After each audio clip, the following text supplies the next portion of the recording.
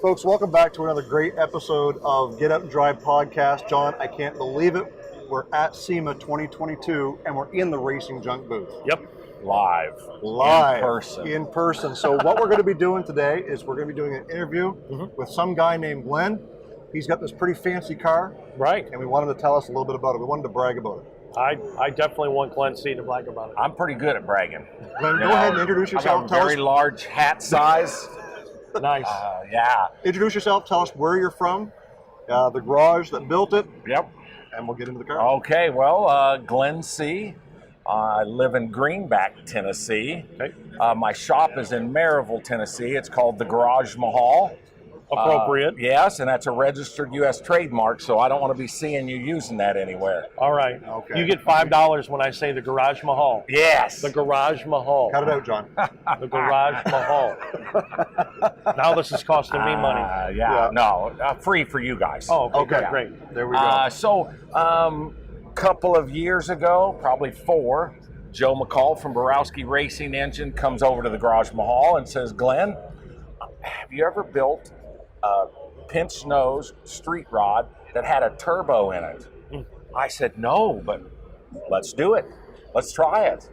Now I know why nobody's ever built one of these cars. Okay. 102 feet of stainless steel piping and tubing to make that turbo work, because the turbo sits where the radiator is, right? Right. And the radiator sits where the trunk is. Right. So you got to get that stuff back and forth. Right. That wasn't a smart idea. No. Probably won't be building another one of those. Quite challenging, but it makes the car more unique. That's why I think we won. We went to the Riddler and we got grade 8, runner up to the Riddler this March, and we've had fanfare everywhere we take the car. It's been a big hit. Good for the shop, right? Getting our name known and get out there to support our industry and to support my guys. We're a very small shop, 5 guys. They've been with me forever. Okay. It's a family at the Garaj Mahal. Our customers somehow become our best friends. I don't advertise except for on Racing Junk. Okay. And our customers just keep coming back and back and back. And it's been a true blessing from God to be able to do what we love and get paid to do it. For sure. Yeah, so... Before we go any further, we keep talking about the car. Right. Why don't we tell everybody who's listening right now what the car is? Okay. 1936 Pontiac slant-back 2-door sedan. Okay. The car, believe it or not, being from East Tennessee and the famous highway that everybody heard of in the movies. Right. So smuggling moonshine was a big thing around East Tennessee. That car came out of a barn. Everybody knew about the car. It sat outside this barn in its later years. Had a couple of bullet holes in the side. And of course, the rumors flew around. It was a moonshiner's car. Right. And when we got the car, it was a complete car, but no back seat. Right. But it was a field car. I mean, Field car. Yeah. Oh, it wasn't pretty. Right. But we wanted to make that a car with a feeling and a history where we come from with moonshine and Prohibition. So the car was named Prohibition, PRO capitalized for the Pro stock engine and all the 335 tire, it's crazy street machine. But we carried that theme of Prohibition into the interior. Steve Holcomb there in Knoxville built the interior. My friend John Forkham, who's a fantastic woodworker, built the hardwood floors that mimic a whiskey barrel. Oh, wow. He made us a whiskey barrel shifter for the low car shifter. Okay. Little barrel buttons that are in the seat, tufted for buttons or look like whiskey barrels. Yeah. So we tried to carry that theme, and give the car some history and some meaning and something fun to talk about. So, yeah. And I see it's well detailed, but it's not flashy. Yeah. It has no chrome on it. No. Everything is either, brush finished or lightly toned. Other than the shiny paint, and even that is a subdued color. Well, when you were running shine, you didn't want any flash. No, that's right. Right? No flash at all. So we, again, kept with that theory. I've got this creative mind or crazy, one of the two. Call it what you want to. They run the same track. Yes. And I thought, if I'm going to do this, I'm going to go all the way with it. So that goes down to the paint. It's an Axalta base paint that my friend at our Axalta store and I set and concocted up. The car was originally green, but not that color green. And we said, what would be even more cool and promote prohibition than a color in the lights looks dark green, but without the light, it's black. So when the police pull you over that next day, not me, my car's green. I wasn't running that shine last night. That was a black car. Right. It wasn't me. Well, John, so I don't come from an area of prohibition. Okay. In Eastern Canada, we didn't have to deal with the moonshine and all that sort of thing. But at the same token, I completely understand and appreciate the story that goes along with this car, because if you look at it and you tell the story, you know exactly what was going on inside your mind when you said, this is what I want to do. Yeah. If there's one thing that you can pick out on this car to be your favorite part of the car, what is it? I just get one? One, okay. I'll let you start with one. We're going to get into the rest of them, but when I look at this thing, the first thing that comes to my mind is the no chrome. Yeah. And the how clean it is, and the tail lights are hidden. Yeah. And, I think if we had to categorize what it is, it's the engine. Yeah. It's an 1163 horsepower Borowski LS turbocharged motor. That's how it got started. Okay. Joe lives near me. He had this engine. So you built the car to carry the engine around? Absolutely. That was nice of you. Just simply because it never been done. At least we, in our field of range, never seen anybody put one of those engines in a pinched nose because there's no room. Right, there is no room. And the masterpiece, if you look at the piping that it took to pull this thing together, that was 6 months of welding. I can't tell you how many hours of TIG welding went into that stainless pipe. All the little alligator cuts, and some people call them lobster cuts or pie cuts, but it took months and months and months to make that engine work. So that's the mechanical masterpiece behind this car that makes it so unique. And I can certainly appreciate that. My father has a 36 Dodge with a 340 in it. Yeah. And that's tough to work on. Yeah. So I can't imagine stuffing something with all that piping in there and still having to work around steering, suspension, cooling. Now, I understand that the cooling is coming from the rear of the car. That is correct. So explain to us how we're doing that, how we getting the air back there. Well, we found that out after we did all this, okay? We said, hey, we probably should think about how we're going to cool that beast. And so we call up DeWitt's Radiator. Right. We said, here's what we've got. How do we do it? And they all laughed. It's not good. That wasn't a good move. But they put us in touch with a cat who knows this kind of stuff, racing, high performance, remote mounted cooling systems. And they just helped us design this. It had to be at a certain angle. I don't remember what that angle is of that radiator. And then we had to incorporate special fins. It had to be so many cubic inches of fin space to cool that much heat coming off that engine, based on calculated how long the pipes were that would cool it off before it got to the radiator. And then the fan situation. Well, there's no air that's going to normally just come up through the radiator. Right, you have ducted fans. Yeah, so they call Spall, the fan company, and said, man, we've just come out with this new ball bearing fan that pulls 5,000 CFM or some crazy number. Right. He said, I think we can do that with 2 of those. Sure. I said, really? So where do they go? Because the radiators, 7 inches off the ground, because this thing sets so low. Right. They incorporated all this stuff into this shroud system that pulls the air through that radiator that's laying on its face underneath the fuel tank and the intercooler tank. all the juice is in the back of that trunk. Nice. Certain things you just don't think about these things, John, when you're going and you're trying to put everything to one small compartment. Right. And then all of a sudden you're like, I've got to cool this thing. Right. 10 pounds of hot rod in a 5-pound sack. Exactly. Yeah. You got to figure out and give concessions here and there. Talk us through suspension. Is it on air ride? It is. It's on Ride Technologies, Ride Tech, Yeah. Air Technology. That was a challenge, simply because of the tightness of the front end, trying to get a bag to work in the front of that. Is it a Mustang 2 style front? It is. Solid axle in the rear Yes. or independent? Yep, Mosier rear end in the Okay. back, all fabricated. It's a Okay. Scott's chassis. We actually took the car when it was whole over to, because Scott's is in Knoxville now. Right.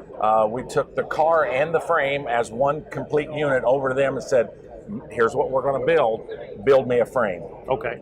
And so a few months later, they call up and say, come get it. Wow. And so the work began.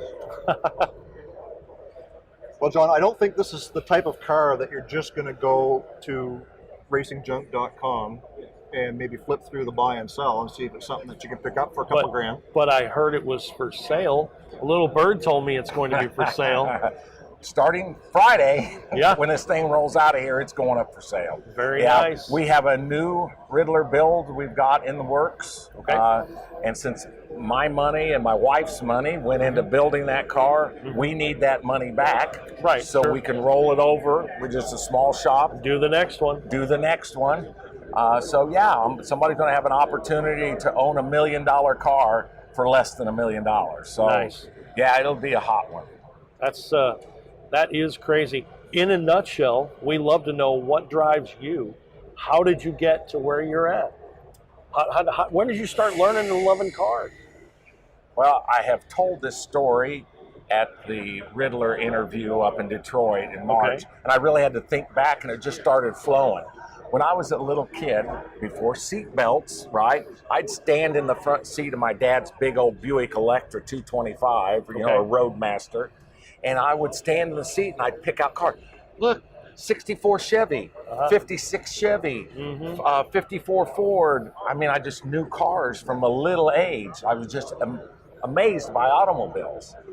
And it never went away. I could never get away from it. Even though I went into the Navy, became an electronics technician, had a career at IBM with computers, I was always building cars on the side. Just, that's what I did. And one day my wife walks up to me. I've got my blue suit, my red tie, going into IBM. And she hands me an envelope. And I said, what's this? She goes, today's the day. I said, what day? She goes, you're going to retire today. I said, honey, I'm only 40. Right. And I have a pretty good income. She goes, no, I'm sick and tired of watching you put that suit on. You hate that job. Every day you come home and you work in the garage and you build cars for everybody else except for yourself. So you're going to go build cars and the money will come. Sure. So can I get my wife hooked up with your wife? Like, is this something that we can do here pretty quick? Yeah. Okay. Yeah, so we probably can. Now, will she buy off on that? I don't know, but I mean, if your wife is any type of a salesperson at all, she might be able to make something happen. Okay. Now, Jason, there's probably going to be a fee with that.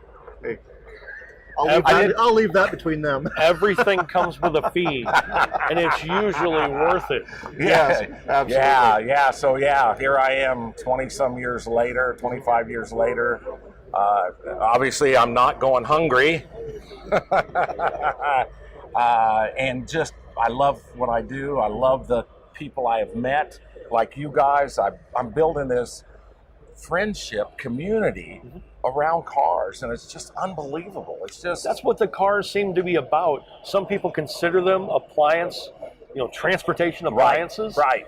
Some people consider them their lifeblood. Yeah, and that's why your channel, the get out and drive thing, when first time I saw that, thanks to Racing Junk, I said, wow, this is pretty cool. These are real people really pushing, driving what we build. Yes. And our community, that's the government's trying to outlaw it, and people are against us, and the green people hate these things. Right. But there's still so much passion.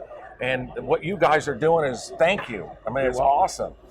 Well, I know we talked a little bit earlier. You said you are already a fan of National Get Out and Drive Day. Yep. And that was participated in it. You participated in Absolutely. National Get Out and Drive Day, which was this year was on October 2nd, 2022. Yep. And it is reoccurring the first Sunday of every October. Awesome. And I'm glad, again, because of Racing Junk and Hemmings, I'm glad you were able to see that. Yeah. And I'm glad you guys did something and had fun. Yeah, I had a blast. And you know, me, the ever optimist that I am, my glass is always half full. I think it'll become one day more than once a year. I think there's a space and an opportunity in our market to have the get out and drive once a month thing. Right. You know, Right. I mean, I think it'll support it. Yeah. We started the National Get Out and Drive Day to get people, no matter if you have a car that is old or new or whatever, get it out of the garage. Have fun with your family. Yes. Create memories. It's not like your car, your classic car, your baby is not like your good China. Don't only use it on Christmas. No, that's right. Because someday you're going to die and say, man, I sure wish I would have drove my car. I sure wish I would have used the China. Yeah, keep it nice for the next person. Yeah, no. Drive the wheels off of it. Drive the wheels off it. John, National Get Out and Drive Day isn't just for folks who have cars, because we know there's people who wish, they aspire to be able to get out and drive something. Maybe they can't for whatever reason. So we encourage you guys to get out there and, you know, take a drive in your family car. Go get some ice cream, play a board game, watch a car movie, because we want you guys to know how it feels to enjoy what it is that we enjoy on a regular basis, talking about cars, driving cars, working on cars, building cars. Passing information on to the next generation. That's Absolutely. Right. Yes. We got to do that. The feeling we got coming out on Route 66, my family moved from Illinois to Phoenix, Scottsdale area in 66. Okay. And we actually drove Route 66.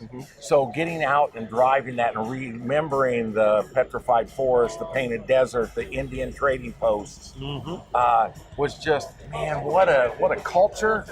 And we lost it there somewhere, maybe in the 80s and the 90s. We lost that feeling of getting out and driving. Yep. So this stuff is perfect. Let's get back to a simple way of life where when we hop in our car, it's just not transportation. No, that's right. It makes us feel good again. Glenn, it makes me feel good that you feel the same way as we do. And thank you so much for taking some time. Yep. Talking Appreciate to you us guys. about the Pontiac. Yep. And we hope to see you next year Absolutely. with another one. And somewhere in between. Absolutely. Okay, guys. Thanks, Thank Glenn. you. All right. You know, Jason, we sure get to talk a lot. Yes, and some of us more than others. Who, me? I'm not pointing any fingers. Yes, you are. But we want to hear from our listeners. Just go to our website, getoutanddrive.com, scroll to the bottom of the page, and click the listener hotline button. We want to hear from you. Cool stories, breakdown stories, Questions, comments, hate mail, even hate mail? even hate mail. You got a car show in your area? Let us know. Tell us an interesting story. Let us know what you like to get out and drive. Speed over to our friends at racingjunk.com and sign up for a Pro Club membership. Use the code GETOUT to receive a discount when you sign up for a Pro Club membership. Cruise on over to our website, getoutanddrive.com, for all the info you never wanted to know about our podcast. Hit us up on our listener hotline, be the first to know what's happening, get industry news, and grab your Get Out and Drive merch. Connect with us on social media. Find us on Facebook, Instagram, and TikTok. Follow us on Twitter at Get Out and Drive Pod. What drives you?